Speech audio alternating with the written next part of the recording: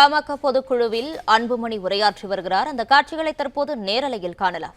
நல்ல ஒரு கூட்டணியை அமைப்போம், மெகா கூட்டணியை அமைப்போம், நாம் ஆட்சிக்கு வருவோம். அதில் இன்னும் ஒரு சிறு காலத்திலே அது நடைபெறும். உங்கள் மனதிலே என்ன தோன்றுகிறது என்று எனக்கு நன்றாக தெரியும். உங்களுடைய விருப்பப்படியைத்தான் அந்த கூட்டணியை நாம் அமைப்போம்.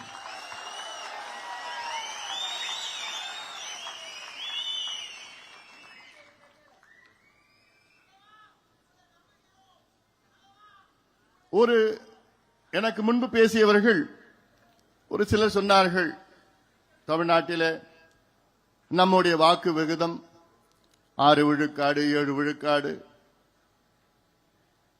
ஆனால் அந்த நேரத்தில் நாம் கூட்டணிக்கு சென்று ஒரு காரணத்தால் தான் அவ்வளவுதான் நாம் பெற முடிந்தது.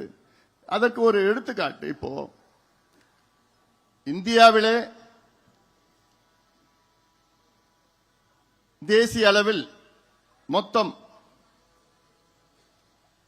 100 விழுக்காடு எடுத்துக்கொண்டால் திமுக அதில் 1.25 விழுக்காடு வாக்குகளை தான் திமுக பெற்றிருக்கிறது. தேசிய அளவில் நீங்கள் பார்த்தீர்கள் என்றால் திமுக வெறும் 1.25 வாக்குகள் தான் பெற்றிருக்கிறது, 1.25% வாக்குகள் தான் பெற்றிருக்கிறது. ஆனால் ஒரு மாநிலத்தை ஆளுகின்ற திமுக 40 எம்பிக்கள் வெற்றி பெற்றிருக்கிறது. ஆனால் இந்த சதவீதத்தை பற்றி பெரிதாக நீங்கள் அதை மனதில் வைத்துக் கொள்ள வேண்டாம். அதேதான் பாட்டாளி மக்கள் கட்சியும் 6 விழுக்காடு 7 விழுக்காடு என்றால் நம்முடைய வாக்குகள் நெருக்கத்தில் இருக்கிறது. ஒட்டுமொத்தம் மக்கள் வாக்களித்தால் நிச்சயமாக நம் 40 50 60 சட்டமன்ற உறுப்பினர்கள் வைத்தால் நாம் ஆட்சி நம்முடைய ஆட்சி தான். இது எத்தனையோ உதாரணங்கள் இந்தியாவில் இருக்கிறது. அதை நோக்கி நாம் பயணிக்க வேண்டும். நம்மேல் முதலில் நாம் நம்பிக்கை வைக்க வேண்டும். வருகின்ற அடுத்த ஒரு 6 மாத காலம் கடுமையாக நீங்கள் உழைக்க வேண்டும், ஒற்றுமையாக உழைக்க வேண்டும், நம்பிக்கையோடு உழைக்க வேண்டும். இந்த மேடையில் எத்தனையோ சட்டமன்ற உறுப்பினர்கள், முன்னாள் நாடாளுமன்ற உறுப்பினர்கள், முன்னாள் சட்டமன்ற உறுப்பினர்கள், முன்னாள் பெருந்தலைவர்கள், சேர்மன் இந்த மேடையில் மட்டுமல்ல இங்கே இருக்கின்றீர்கள். இவர்கள் யாரும் நாம் இயக்கத்தில் சேர்கின்ற நேரத்தில் இது நான் எம்பி ஆவேன், எம்எல்ஏ ஆவேன், சேர்மன் ஆவேன், மந்திரி ஆவேன் அந்த நோக்கத்திலே யாரும் வரல. எல்லோரும் மருத்துவர் ஐயா அவர்கள் நம்மை அழைத்தார். அவர்களுக்கு ஒரு கொள்கை இருக்கிறது. அந்த கொள்கை அவர்கள் பிடித்த காரணத்தால் ஐயா அவர்கள் வழியிலே அவர்கள் இணைத்துக் கொண்டார்கள். அந்த பயணத்தில் அவரும் கலந்து கொண்டார்கள். இன்று அந்த பயணம் தொடரும். மீண்டும் நான் சொல்கின்றேன், நம்முடைய வழிகாட்டி ஐயா அவர்கள் தான், நம்முடைய குலதெய்வம் ஐயா அவர்கள் தான். ஐயா அவர்கள் உருவத்திலே இங்கே இல்லை என்றாலும் உள்ளத்தில் இருக்கின்றார்கள். அவர்களுக்கு இங்கே நிரந்தரமாக ஒரு நாற்காலி இருக்கிறது. இது ஐயாவுடைய நாற்காலி. ஐயா நம்முடைய நிறுவனர், அதில் மாற்று கருத்து கிடையாது. அதே வேளையிலே பொறுப்புகளுக்கும் பதவிகளுக்காகவும் நான் ஆசைப்படுபவன் கிடையாது. என்னை தெரிந்தவர்கள் உங்களுக்கு நன்றாக தெரியும். இன்று காலத்தின் கட்டாயத்திற்காக உங்களுடைய எண்ணங்களை நிறைவேற்றுவதற்காக இங்கே உங்கள் முன் நின்று கொண்டிருக்கின்றேன். இது ஒரு சாதாரண இயக்கம் கிடையாது. நம் கட்சி சாதாரண கட்சி கிடையாது. ரத்தம், வேர்வை, தியாகம், உயிர் தியாகம் இதை சிந்தி லட்சக்கணக்கானவர்கள் உயிரை நீத்து, நூற்றுக்கணக்கானவர்கள் உயிரை நீத்து, லட்சக்கணக்கானவர்கள் தியாகம் சிந்தி சிறைக்கு சென்று சிறிய சிறிய அளவில் நாம் இயக்கத்தை நாம் வளர்த்துக் கொண்டிருக்கின்றோம். இந்த இயக்கம் அடுத்த கட்டத்துக்கு செல்ல வேண்டும் என்ற நோக்கம் நான் சொல்லியிருக்கின்றேன், ஐயாவுடைய நாற்காலி நிரந்தரமான ஒரு நாற்காலி ஐயாவுக்கு. ஐயாவுடைய நாற்காலி இது. ஐயா எப்போனா இங்க நாற்காலிக்கு வரலாம், நிச்சயமாக வருவார் என்ற நம்பிக்கை எனக்கு இருக்கிறது. சில நேரத்தில் சாமி கொஞ்சம் கோபம் வந்துடும். அப்போ என்ன பண்ணணும், திருவிழா எடுப்போம், நெருப்பு மிதிப்போம், என்னென்னமோ காவடி எடுப்போம், என்னென்னமோ செஞ்சிட்டு இருப்போம். இதுல என்ன பிரச்சனைனா பூஜாரி தான் பிரச்சனை.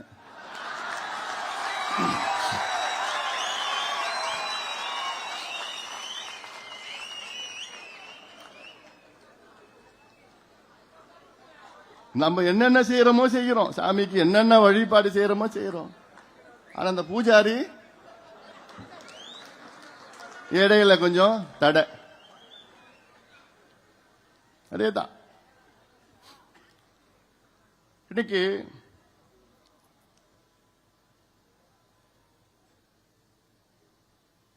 ஐயா அவர்கள் ஒரு தேசிய தலைவர்,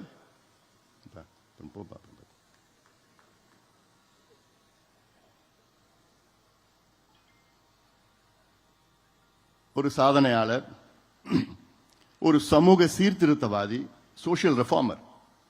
ஒரு சமூக சீர்திருத்தவாதி என்பது இந்தியாவிலே அதாவது மொத்தத்தில் ஒரு 5 பேர் 6 பேர் தான் இருந்திருப்பாங்க. இப்படிப்பட்ட யாரும் இருக்கிறது கிடையாது. 6 இடஒதுக்கீடுகளை பெற்றுத் தந்தவர், நமக்கெல்லாம் அரசியல் கற்றுக்கொண்டது, சமூக நீதி என்றால் நமக்கெல்லாம் பாடம் கொடுத்தது, கற்றுக் கொடுத்தது ஐயா அவர்கள் தான்.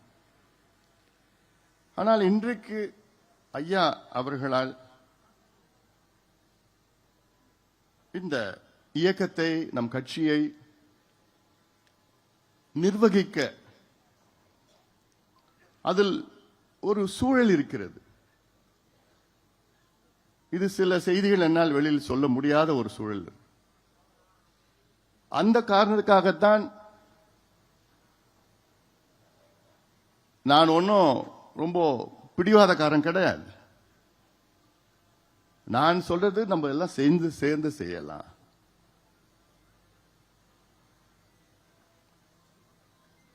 இதுவே ஒரு 5-6 ஆண்டுகளுக்கு முன்பு இப்படி ஒரு சூழல் இருந்ததுன்னா நான் யோசிக்கவே போறது கிடையாது. எனக்கு இந்த பதவி, பொறுப்பு, அது இதெல்லாம் நிச்சயமா என் மனசுல எதுவுமே கிடையாது. எனக்கு இந்த பதவி வேணும்னா நான் 10-15 ஆண்டுகளுக்கு முன்பு நான் இப்ப வாங்கிட்டு இருப்பேன், கேட்டு வாங்கிட்டு இருப்பேன். நான் ஏன்னா அவசியமே இல்லை, அதுக்காக நான் வரல. பதவி பொறுப்புக்காகலாம் நான் வரல. நான் என்னுடைய நோக்கமே இந்த சமுதாயத்தை அடுத்த கட்டத்துக்கு கொண்டு போகணும், சமுதாயத்தை வழி நடத்தணும். இந்த சமுதாயத்துக்காக தான் கட்சியை தொடங்கினார், சமூக நீதிக்கு தான் கட்சி தொடங்கினார். அதுதான் அந்த அடித்தளம் தான்.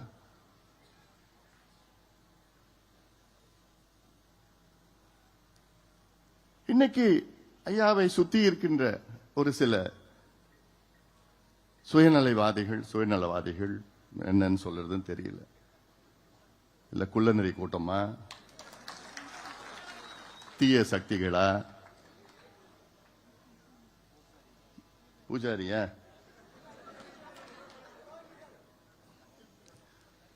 இவங்க ஒன்னும் திருப்பி மாத்தி சொல்லாததெல்லாம் சொல்லி, செய்யாத ஒன்னும் பொய்ய சொல்லி, இப்படியே சொல்லி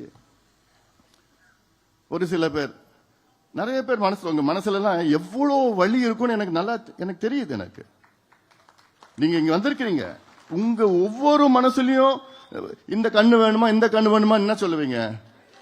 2 கண்ணு வேணும் தானே சொல்லுவீங்க. இல்ல இந்த கண்ணு தானே முக்கியம் யாராவது சொல்லுவீங்களா? உங்க வலி என்னால புரிய முடியுது. ஆனா எல்லாத்துக்கும் வேற எனக்கு வலி, அவ்வளோ வலினா தாங்கிட்டு இருக்கிறேன். நான் தூங்கியே எவ்வளவு நாள் ஆகுது. எவ்வளவு மனசுல நான் தாங்கிட்டு இருக்கிறேன், பாரங்களை தாங்கிட்டு இருக்கிறேன். ஆனாலும் அமைதியா இருக்கிற உங்க முன்னாடி நான் சிரிச்சுட்டு தான் இருக்கிறேன்.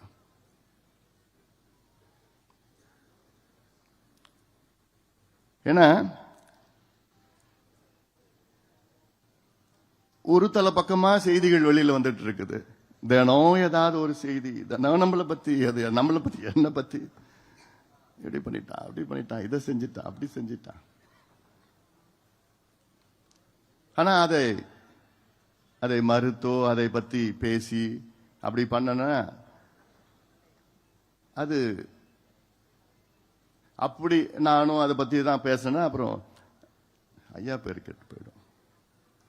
நம்ம இயக்கம் ஐயா, நம்ம இயக்கம் நம்ம சமுதாயத்திற்காக எல்லாத்தையும் நான் தாங்கிட்டு தான் இருக்கிறேன். அதனால 2 பேரும் சேர்ந்து போட்டதானே சண்டை. அது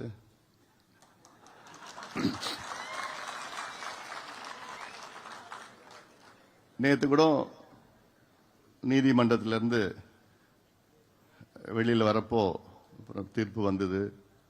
எனக்கு சுத்தமா மகிழ்ச்சி கிடையாது, சந்தோஷம் கிடையாது, வருத்தம். எனக்கு மனசுல அவ்வளவு வலியோட தான் அந்த தீர்ப்பை நான் எதிர்கொண்டேன். நான் பாலு எனக்கு ஃபோன் பண்ணி சொன்னப்போ, ஐயா நமக்கு நடத்தலான்னா, அப்படியா சரி, அவ்வளவுதான். யாருக்கு எதிர்த்து தீர்ப்பு? யார் எதிர்த்தியா அந்த தீர்ப்பு? நமக்குள்ளே ஒரு தீர்ப்பா? நமக்குள்ளே எதிர்த்து ஒரு தீர்ப்பா? அது ஒரு தீர்ப்பா?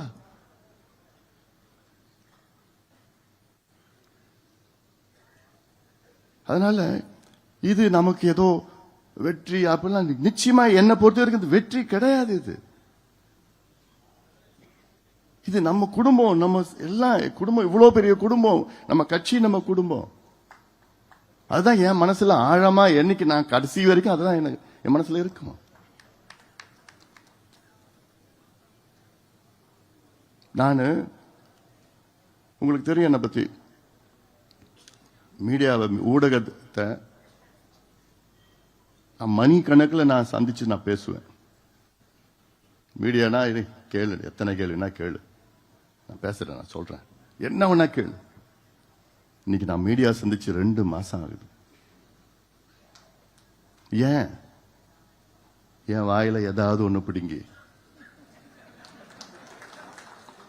அதை திருப்பி திருப்பி திருப்பி திருப்பி போட்டுட்டு இருப்போம். ஒண்ணுமே இருக்கு.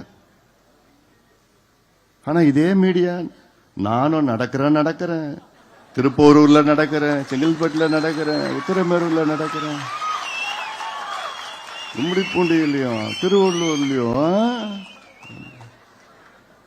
அதெல்லாம் போட மாட்டாங்க, போடுறாங்க.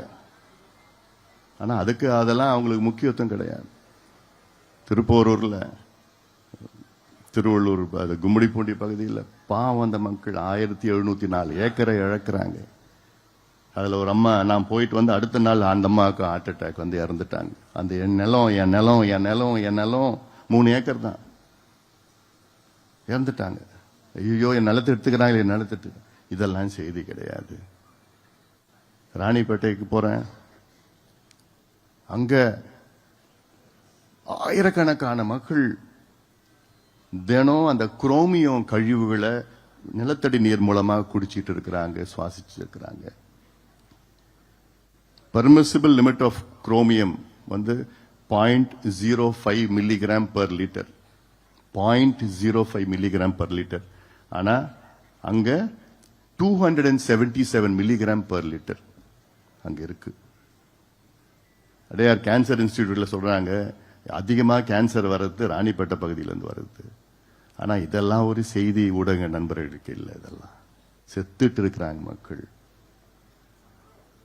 ஆனா உடனே எங்கேயாவது ஒரு பேட்டி, எங்கேயாவது ஒரு சின்ன இது புதாகரமாக்கி அதுல எவ்வளோ பேர் சந்தோஷப்பட்டு இருக்காங்க, எவ்வளோ பேர் சந்தோஷப்பட்டு இருக்காங்க. அதனால நீங்க தைரியமா இருங்க, நம்பிக்கையோட இருங்கள். நான் இருக்கிறேன், உங்களுக்காக நான் இருக்கிறேன். உங்களை என்னைக்குமே நான் விட்டு கொடுக்க மாட்டேன், என்னைக்குமே உங்களை நான் விட்டு கொடுக்க மாட்டேன். காரணம் நீங்கள் போராளிகள், ஒவ்வொருவரும் நீங்கள் போராளிகள். நான் உங்களில் ஒருவன். நான் ஏதோ மேடையில் இருக்கிற மட்டும் இல்லை, நான் அங்க எனக்கு ஆசைனா அங்க கீழே உட்காரணும் உங்க கூட. அதுதான் என்னுடைய நோக்கம், என்னுடைய ஆசை. நான் இந்த நேரத்தில் இன்னைக்கு உங்களை வழி நடத்தணும், நல்ல வழியில் வழி நடத்தணும். அடுத்த கட்டத்துக்கு நாம் செல்றோம், நம்முடைய இலக்குகளை அடைய வேண்டும், அந்த நோக்கம்தான். ஒரு சில முன்னோடிகள் கூட என்கிட்ட வந்து, ஐயா ஏன்யா பேசக்கூடாதா? பேசினா சரியா போயிடுமே. எல்லாருடைய மனசுல இருக்குதான், நிச்சயமா அது நியாயமான கேள்விதான். பேசிட்டா என்ன, பேசாம என்ன இருக்கு? நான் ஒரு முறை 2 முறை கிடையாது, 40 முறைக்கு மேல நான் பேசியிருக்கிறேன். நான் பேசாமலாம் இல்ல, நேத்து கூட நான் பேசியிருக்கிறேன். நான் எல்லாரையும் வச்சுக்கிட்ட குடும்பம் வச்சுட்டு பேசிட்டு இருக்கிறோம். உறவுகள், நண்பர்கள், தெரிஞ்சவர்கள், வெல் விஷர்ஸ் சொல்வார்கள். இவங்க எல்லாரையும் வச்சு நான் பேசிதான் இருக்கிறேன். ஆனா என்ன, காலையில ஐயா சரின்னு சொல்லுவாரு, அப்புறம் நம்ம பூஜாரி இருக்காங்கல்ல, இவனுங்க போய் அங்க போய் இல்ல அப்படின்னு சொன்ன அடுத்த நாள் காலையில இல்ல நான் அப்படி சொல்லலன்னு சொல்லி, அப்புறம் 3 நாளுக்கு அப்புறம் மறுபடியும் பேசி கெஞ்சி இல்ல என்ன, நான் எனக்கு என்ன வேணும், எனக்கு ஐயாவோட மானம் மரியாதை அதுதான் நமக்கு. அதோட நமக்கு என்ன இருக்குது? அதை நம்ம இழக்கிறது, நம்ம அது என்ன, ஐயாவோட மான மரியாதை இழந்துட்டு அப்புறம் நம்ம எதுக்கு இருக்கணும்? அப்புறம் எல்லாத்தையும் நான் ஏத்துக்கிட்டேன், எல்லாத்தையும் ஒத்துக்கிட்டேன் நான். சரி, அப்புறம் மறுபடியும் இவங்கெல்லாம் சொல்லி குழப்பம் பண்ணி இல்ல வேணாம் முடியாது.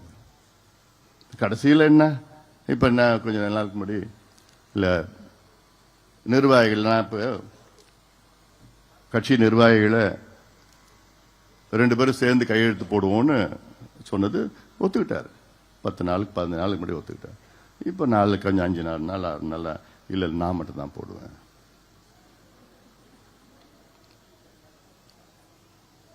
அது நான் என்னால நிச்சயமா ஒத்துக்க முடியாது, நிச்சயமா ஒத்துக்க முடியாது.